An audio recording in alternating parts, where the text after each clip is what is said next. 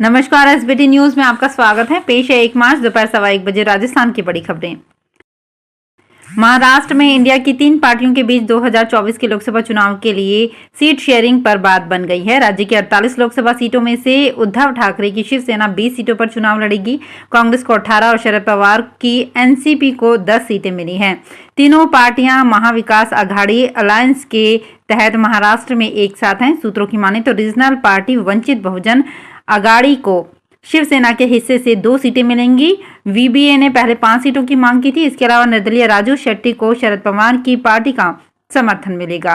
Seat sharing को लेकर 1-2 दिन में आधिकारिक घोषणा हो सकती है। भारतीय जनता पार्टी 2024 के लोकसभा चुनाव के लिए उम्मीदवारों की पहली लिस्ट आज जारी कर सकती है। सूत्रों के मुताबिक लिस्ट में प्रधानमंत्री नरेंद्र मोदी, गृह मंत्री अमित शाह, रक्षा मंत्री राजनाथ सिंह सहित करीब 155 लोगों के नाम शामिल होने की चर्चा है। पीएम मोदी को वाराणसी, अमित शाह को गांधीनगर, राजनाथ सिंह को लखनऊ, स्मृति ईरानी को अमेठी, धर्मेंद्र प्रधान को ओडिशा के संबलपुर, ज्योतिरादित्य सिंधिया को ग्वालियर या गुना शिवपुरी, शिवराज सिंह चौहान को भोपाल या विदिशा और संबित पात्रा को ओडिशा के पुरी से टिकट दिया जा सकता है। इनके अलावा भिवानी बल्लभगढ़ से भूपेंद्र यादव, डिब्रूगढ़ से सर्बानंद सोनोवाल, राजौरी अनंतनाग से रविंद्र रैना, कोटा से ओम बिरला, नॉर्थ ईस्ट दिल्ली से मनोज तिवारी, पश्चिमी दिल्ली से परवेश वर्मा और आसनसोल से भोजपुरी सिंगर और एक्टर पवन सिंह को चुनावी मैदान में उतारा जा सकता है।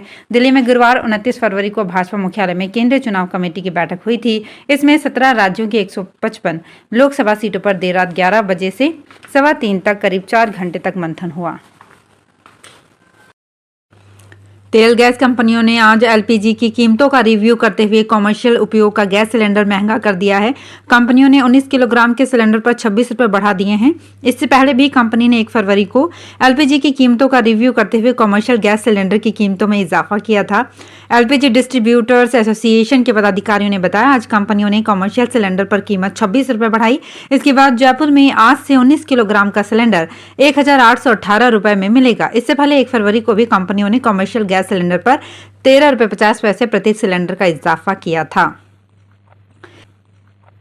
बांसवाड़ा जिले के दानपुर थाना पुलिस के जवानों पर पथराव कर उनकी वर्दी तक फाड़ देने का मामला सामने आया है। इस घटना के बाद कांस्टेबल दीपक कुमार ने थाने में दोषियों के खिलाफ केस दर्ज करवाया है। पुलिस पर हमला करने में महिलाएं भी शामिल हैं। ये घटना गुरुवार की बताई जा रही है। राजस्थान में गौशालाओं के नाम पर बड़ा घोटाला सामने आया है। कई गौशालाओं ने ऑनलाइन 215 से 641 गायें बताकर पैसा उठाया। वहां जांच में ना गाय मिली, ना ही चारा, गोबर, पानी, यानी इन कागजी गौशालाओं ने सरकार को मोटा चूना लगाया। गौपालन निदेशालय ने जैसलमेर टीम भेजकर 12 गौशालाओं की जांच करवाई और 3 करोड़ 10 लाख रुपए अनुदान रोक दिया। इसकी गोपनीय रिपोर्ट 4 दिन पहले सरकार और जैसलमेर कलेक्टर को भेज दी गई है।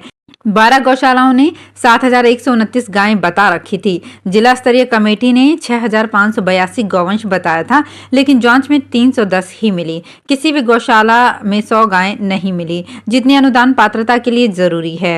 रिपोर्ट के मुताबिक जैसलमेर जिले में पशुपालन विभाग के अधिकारियों की संलिप्तता से ये सब हुआ। यहाँ तक कि जब जांच दल पहुंचा तो लोगों ने पूरे गाँव से गौवंश इकट्ठा कर गौशाला पहुंचाना शुरू कर दिया। निदेशालय ने ऐसे गौशाला संचालकों पर गबन की FIR कराने, अनुदान की वसूली, स्थानीय पशुपालन विभाग और फर्जी रिपोर्ट सौंपने वाली जिला स्तरीय टीम पर कड़ी अनुशासनात्मक कार्यवाही की सिफारिश की है।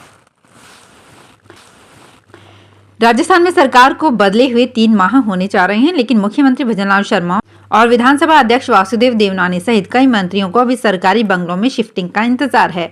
सीएम भजनलाल जहां OTA स्थित अस्थायी मुख्यमंत्री आवास में हैं, तो वहीं देवनानी अपने निजी आवास पर रह रही हैं। दरअसल पूर्व सीएम अशोक गहलोत ने अभी तक 8 सिविल लाइन स्थित मुख्यमंत्री आवास खाली नहीं किया है। पूर्व मंत्री प्रताप सिंह खचरेवास ने 48 नंबर और प्रदेश कांग्रेस के अध्यक्ष गोविंद सिंह डोटासरा ने भी 385 नंबर बंगले को खाली नहीं किया है। 48 नंबर बंगला विधानसभा अध्यक्ष वासुदेव देवनानी को अलॉट किया गया है। वहीं 385 नंबर बंगला मंत्री विजय सिंह चौधरी को आवंटित किया गया है। परीक्षाओं का सीजन होने के कारण राजस्थान के सरकारी स्कूलों में कार्यरत महिला शिक्षिकाओं और अन्य कार्मिकों के चाइल्ड केयर लीव पर अग्रिम आदेशों तक रोक लगा दी गई है। हालांकि शिक्षा निदेशालय की ओर से ऐसा कोई आदेश नहीं हुआ है, लेकिन इन जिलों में CBEO ने ऐसे आदेश जारी कर दिए हैं। शिक्षा विभाग की परीक्षाएं अप्रैल तक जारी रहेंगी। 16 मई से ग्रीष्म अवकाश शुरू होगा। इसके बाद अगले सत्र में ही संभवतः चाइल्ड केयर लीव शुरू की जाएगी। कनिष्ठ अभियंता भर्ती परीक्षा 2020 के पेपर लीक मामले के तार ऊपर तक बढ़ते जा रहे हैं। पहले पटवारी हर्षवर्धन, फिर तृतीय श्रेणी शिक्षक राजेंद्र कुमार को एसओजी मास्टरमाइंड मान रही थी। अब बदमाश गुरुजी से हुई पूछताछ में सामने आया है कि लीक का असल गुरु तो जगदीश बिश्नोई है। 20 फरवरी को गिरफ्तार हुए राजेंद्र और शिवरतन मोड़ की निशानदेही पर एसओजी ने गुरुवार को पेपर लीक गिरोह के गुरु जगदीश बिश्नोई को जयपुर से पकड़ लिया। प्रारंभिक पूछताछ में जगदीश ने बताया कि वो 2005 से पेपर लीक गिरोह से जुड़ा है। उसने बताया कि 19 साल में वो प्रदेश की ना जाने कितनी परीक्षाओं के पर्चे लीक करवा चुका है, उसे खुद भी याद नहीं है।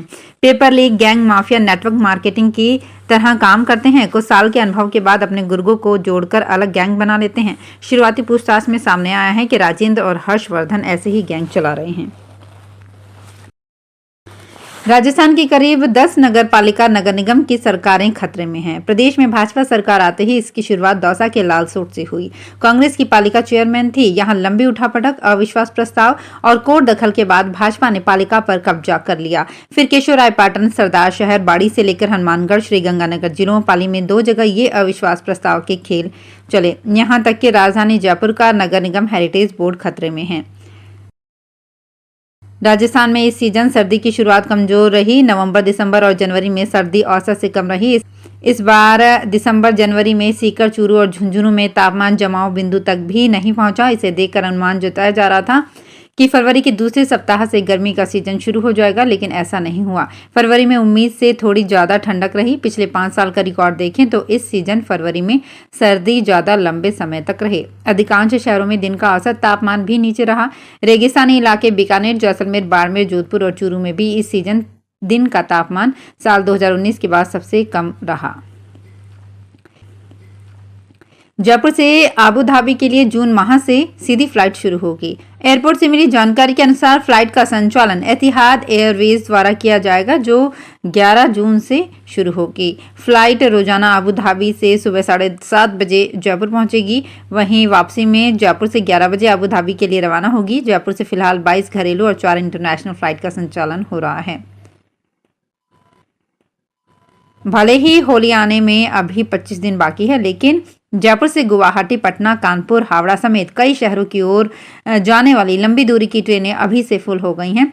इनमें 20 से 25 मार्च के बीच टिकट बुकिंग करवाने पर कंफर्म के बजाय लंबी वेटिंग टिकट मिल रही है। दूसरी ओर हवाई किराए में भी बढ़ोतरी देखी जा रही है, जिससे लोगों का होली पर घर आने जाने में परेशानी होना तय है। 20 से 25 मार्च के बीच जयपुर से हावड़ा की ओर जाने वाली अजमेर सियालदाह एक्सप्रेस ट्रेन में स्लीपर श्रेणी में वेटिंग अभी से 179 तक, थर्ड एसी में 70 तक और सेकंड एसी में 40 तक पहुंच गई है। ऐसा ही हाल जोधपुर हावड़ा सुपरफास्ट ट्रेन भी देखा जा रहा है। राजस्थान हाईकोर्ट प्रशासन ने सिविल जज कैडर के न्यायिक अधिकारियों की भर्ती के 82 पद निर्धारित किए हैं, जिनमें इस साल के अंत तक खाली होने वाले पद भी शामिल हैं। इन पदों के लिए जल्द ही भर्ती प्रक्रिया शुरू होगी। राजस्थान न्यायिक सेवा नियम 2010 के प्रावधानों के तहत वर्ष 2024 की रिक्तियों का निर्धारण किया गया है। रजिस्ट्रार जनरल के अनुसार 82 में से 31 पद सामान्य श्रेणी के हैं, जिनमें 9 पद महिलाओं के शामिल हैं। इसी तरह अनुसूचित जाति के 13, अनुसूचित जनजाति के 9, अन्य पिछड़ा वर्ग के 17, आर्थिक कमजोर वर्ग के लिए 8 और एमबीसी के लिए 4 पद हैं, जिनमें 13 पद इन श्रेणियों की महिलाओं के भी शामिल हैं। समस्त रिक्तियों में 4 पद दिव्यांगों के लिए होंगे। जैसलमेर के मोहनगढ़ से आने वाली बाड़मेर लिफ्ट पेयजल परियोजना से जुड़े बाड़मेर शहर और ग्रामीण इलाकों में 2 दिन के लिए पानी सप्लाई बंद रहेगी। पानी सप्लाई शुक्रवार शाम 5 बजे से रविवार को सुबह 5 बजे तक बंद रहेगी। इस लिफ्ट परियोजना से जुड़े इलाकों की पानी सप्लाई बंद रहेगी। राजस्थान निर्वाचन विभाग ने राज्य की 50,000 से अधिक आंगनबाड़ी महिलाओं का करीब 20 लाख रुपए राशि का 3 महीने बाद भी भुगतान नहीं किया है। विधानसभा चुनाव कार्य में प्रदेश के अलग अलग जिलों में 50,000 से अधिक आंगनबाड़ी कार्यकर्ता सहायिकाओं ने जिला निर्वाचन विभाग के आदेश के तहत ड्यूटी दी थी। इन आंगनबाड़ी मानदेय महिला कर्मियों को पिछली सरकार ने चतुर्थ श्रेणी कर्मचारी के समान मानते हुए 400 रुपए राशि का भुगतान किया जाना भी निर्देशित किया था, लेकिन 50,000 से अधिक अल्प मानदेय कार्मिकों की 20 लाख रुपए की राशि का भुगतान जिला निर्वाचन अधिकारी, जिला कलेक्टर ने अब तक नहीं किया है। तो फिलहाल इस बुलेटिन में इतना ही। फिर हाजिर होंगे कुछ और बड़ी खबरों के साथ।